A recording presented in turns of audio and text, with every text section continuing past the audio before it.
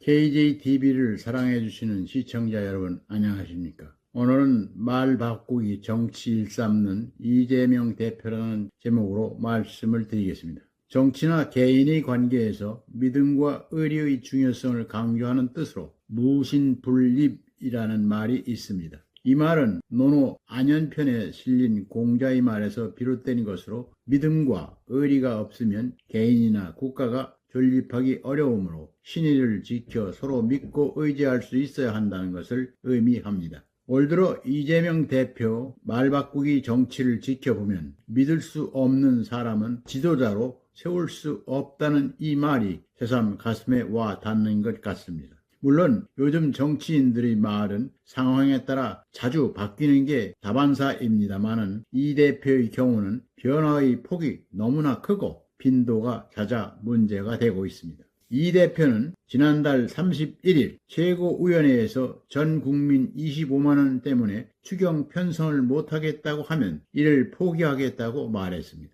대선용 포퓰리즘으로 비판받았던 민생지원금을 포기하겠다는 공언이었습니다. 얼굴색 하나 변하지 않고 태연스러운 모습이었습니다. 이 대표가 성장 이념보다 실용으로 전환한다는 신호탄이라는 말도 나왔습니다. 그러나 지난 13일 제안한 35조 원 규모의 자체 추경 예산안은 국민을 대상으로 한 속임수였습니다. 추경 예산안 가운데 13조 원이 민생회복 소비 쿠폰으로 전 국민에게 1인당 25만 원을 지역화표로 나눠주는 것이었기 때문입니다. 종전이 민생지원금을 이름만 바꾼 속임수 추경 예산안이었던 것입니다. 할 말을 잃게 만듭니다. 지난 1월 23일 신년 기자회견에서는 이념과 진영이 밥 먹여주지 않는다며 과거 마오쩌둥이 말한 흥묘백묘론을 거론하기도 했습니다. 검든 희든 쥐만 잘 잡으면 좋은 고양이 아니겠느냐며 탈이념의 성장 우선을 강조했습니다. 지난 3일엔 반도체 특별법의 쟁점이면 주 52시간 예외 허용에 대해서도 전향적으로 판단하겠다고 말했습니다. 외교 안보 정책에서도 우크릭 행보를 이어갔습니다. 이 대표는 한미동맹의 중요성을 언급하고 일본의 국방력 강화가 한국에 위협이 되지 않는다고도 했습니다.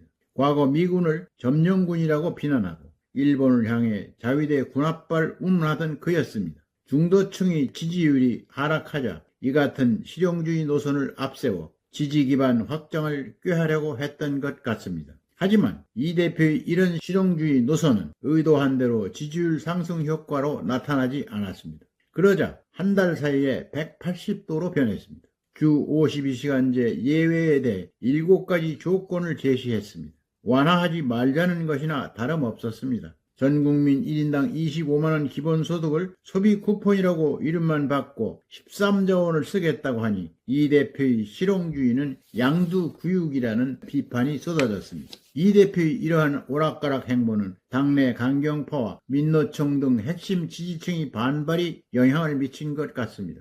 이들의 반발은 한마디로 이재명의 실용주의는 원칙과 기준이 무엇인지 불분명하다는 것이었습니다. 각종 여론조사에서도 이 대표의 위장 실용 노선은 중도 확장에 실패한 것으로 나타났습니다.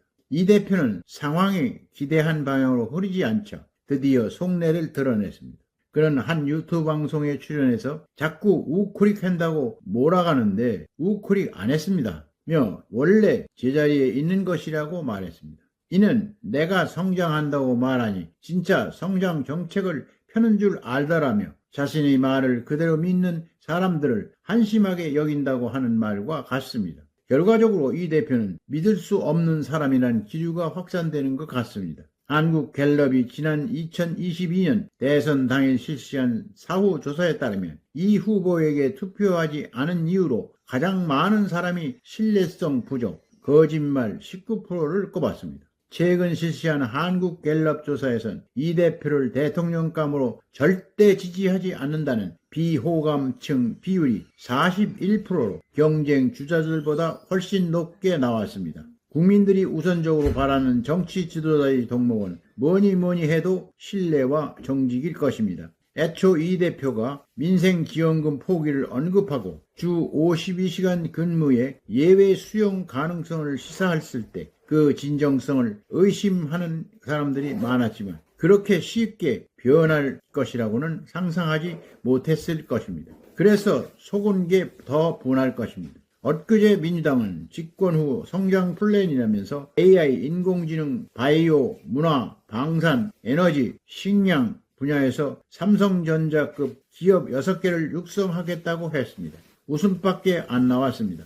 저녁이면 기업 연구소에 불이 꺼지게 만들고 무슨 수로 그렇게 만든다는 것입니까? 거짓 선전을 해도 너무한 것 아닙니까? 국민을 정말 바보로 아는가 봅니다. 오늘은 여기까지입니다. 끝까지 시청해주셔서 감사합니다. 좋아요와 구독을 꼭 눌러서 많은 사람이 공유할 수 있도록 해주시기 바랍니다. 감사합니다.